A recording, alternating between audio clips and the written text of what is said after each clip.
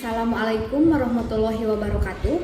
Perkenalkan, nama saya Eva, mahasiswi Pasca Sarjana Universitas Kuningan, Prodi Pendidikan Ekonomi. Dalam video ini, saya akan memberikan beberapa pendapat tentang pembelajaran daring. Seperti yang kita ketahui, bahwa kondisi pandemi COVID-19 ini mengakibatkan perubahan yang luar biasa, termasuk di bidang pendidikan. Seolah seluruh jenjang pendidikan dipaksa bertransformasi untuk beradaptasi secara tiba-tiba drastis untuk melakukan pembelajaran dari rumah melalui media online. Ini tentu bukanlah hal yang mudah karena belum sepenuhnya siap. Problematika dunia pendidikan ini yaitu belum seragamnya proses pembelajaran, baik standar maupun kualitas pencapaian pembelajaran yang diinginkan. Berbagai aplikasi media pembelajaran pun sudah tersedia, baik pemerintah maupun swasta, dan pemerintah mengeluarkan surat edaran Menteri Pendidikan dan Kebudayaan nomor 9 tahun 2018 tentang pemanfaatan rumah belajar. Pihak swasta pun menyuguhkan bimbingan belajar online seperti Ruang Guru, Jenius, Kelasku, Kahoot, dan sebagainya. Secara proses, sebenarnya model pembelajaran modern ini sudah diatur dalam Permendikbud nomor 22 tahun 2016 tentang standar proses dengan prinsip sebagai berikut.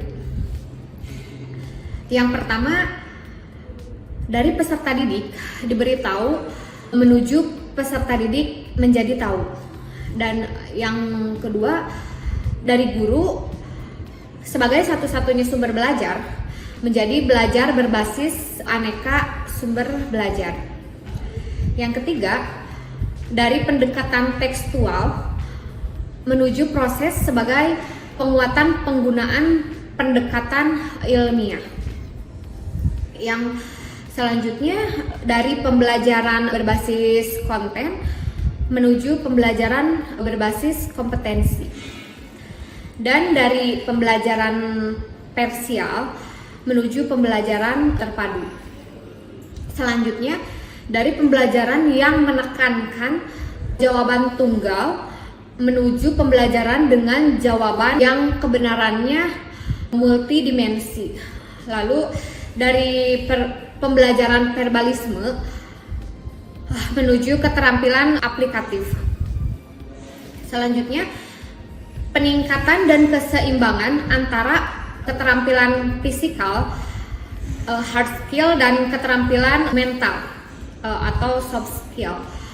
Dan ada pembelajaran yang mengutamakan pembudayaan dan pemberdayaan peserta didik sebagai pembelajaran sepanjang hayat. Lalu selanjutnya ada yang dinamakan pembelajaran yang menerapkan nilai-nilai dengan memberi keteladanan atau membangun kemauan dan mengembangkan kreativitas peserta didik dalam proses pembelajaran. Yang selanjutnya ada yang dinamakan pembelajaran yang berlangsung di rumah, di sekolah, dan di masyarakat. Lalu ada pembelajaran yang menerapkan prinsip bahwa siapa saja adalah guru, siapa saja adalah peserta didik, dan di mana saja adalah kelas. Yang selanjutnya ada pemanfaatan teknologi, informasi, dan komunikasi untuk meningkatkan efisiensi dan efektivitas pembelajaran. Lalu ada yang dinamakan pengakuan atas perbedaan individu dan latar belakang budaya peserta didik. Nah, menurut saya, apabila prinsip pembelajaran yang tadi disebutkan diselaraskan dengan 4 pilar pendidikan yang disusun oleh UNESCO, yaitu learning to know, atau belajar untuk mengetahui, dan ada yang dinamakan learning to do, belajar untuk melakukan sesuatu. Lalu ada yang namanya learning to be, belajar untuk menjadi sesuatu. Dan yang terakhir ada yang namanya learning to live together, atau belajar untuk hidup bersama. Maka saat ini adalah kesempatan yang paling tepat untuk mengatur ulang arah dunia pendidikan kita yang selama ini sudah tersesat jauh dari tujuan. Dunia pendidikan harus kembali mengajarkan cara belajar, learning how to learn, bukan learning what to learn, atau belajar tentang sesuatu. Semua ini tercermin dari isi pembelajaran daring selama masa pandemi ini, di mana guru masih berkutat tentang konten atau materi yang dibuat untuk memberi atau memberitahu peserta didik daripada membiarkan mereka untuk mencari tahu sendiri.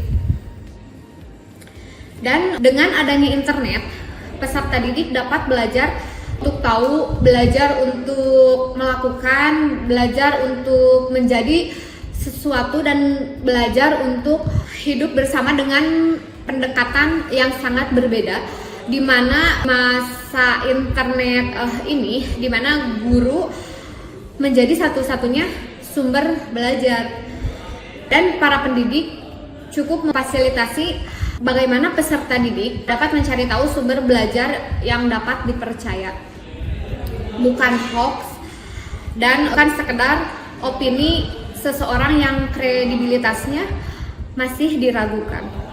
Dari sistem pembelajaran tidak dapat hanya siswa yang hanya melihat dari satu sisi saja, melainkan dari setiap sisi guru, siswa, dan orang tua. Maka dari itu kita harus duduk bersama tanpa saling menyalahkan. Bagi guru terdapat beberapa strategi pembelajaran daring seperti membuat video, dan ini akan sulit bagi seorang guru yang, mohon maaf, gaptek. Nah, oleh karena itu guru juga harus lebih meningkatkan kemampuannya. Dalam pelaksanaan daring, pemerintah pun memberikan relaksasi kurikulum bagi setiap guru dengan dibolehkan tidak mencapai target yang dibuat sebelumnya. Misal C1 sampai C6, maka boleh diturunkan jadi C1 sampai C3 dengan membuat konsep yang disesuaikan dengan kebutuhan. Konsep merdeka belajar juga bisa dipakai oleh guru, yang guru juga boleh mengganti dan merubah proses belajarnya, tidak menyusahkan guru, siswa, dan orang tua itu sendiri. Nah, maka dari itu yang harus dilakukan oleh pihak sekolah untuk memberikan arahan kepada orang tua dalam membimbing anak selama belajar daring online.